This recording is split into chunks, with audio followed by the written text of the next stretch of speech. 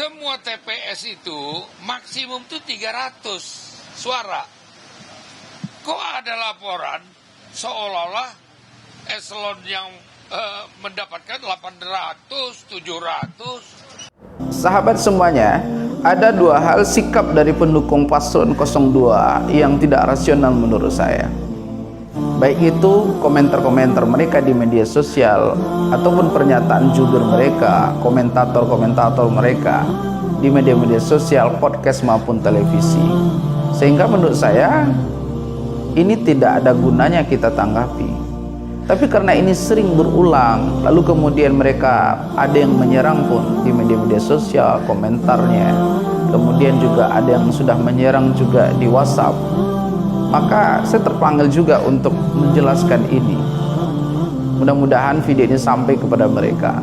Yang pertama, mereka mempertanyakan mengapa Amin itu tidak mengakui kekalahannya dan mengapa tidak mengakui kemenangan Prabowo Gibran.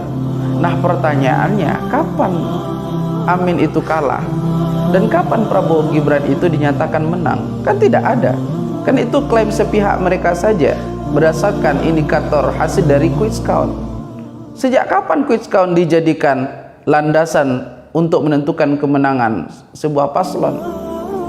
Lalu mereka mengatakan, kan hasil quick count itu biasanya tidak jauh beda hasilnya dari real count. Kalaupun turun hanya 1%, iya, tapi kan tidak tertutup kemungkinan juga hasil quick count itu akan meleset.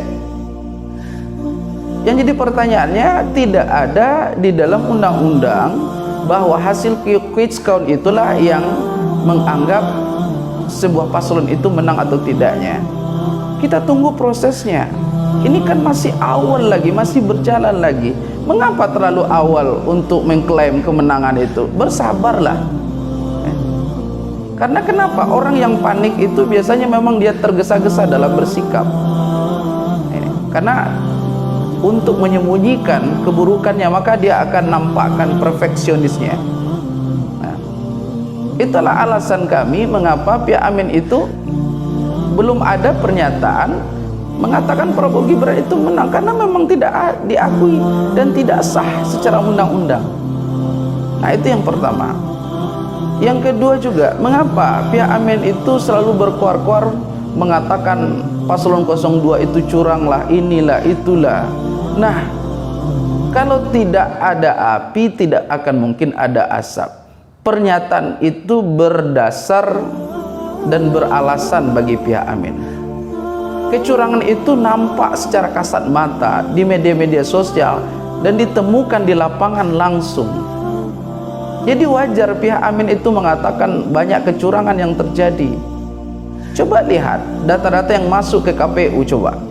Masa angka 100 jadi 800? Kan tidak masuk akal. Nah, itulah dasarnya mengapa pihak Amin itu mengatakan banyak terjadi kecurangan-kecurangan dalam pemilu. Nah, pakai akal lah untuk berkomentar itu. Jangan karena hawa nafsu saja. Orang menyatakan suatu sikap itu karena ada indikator nampak di lapangan. Berbeda contohnya, kalau seandainya semua di KPU aman, data aman, kemudian di lapangan juga tidak ditemukan kecurangan-kecurangan, lalu pihak Amin mengatakan pemilu curang. Kalau memang begitu wajar, tapi ini berbeda. Di lapangan itu banyak nampak kecurangan. Di lapangan itu secara kasat mata banyak ditemukan kecurangan-kecurangan. Nah, apakah tidak wajar mengatakan bahwa pemilu itu banyak terjadi kecurangan? Maka rasionallah berpikir, jangan karena ambisi ingin berkuasa sehingga kita menuduh orang lain dengan tuduhan yang tidak berlandasan sama sekali. Salam perubahan.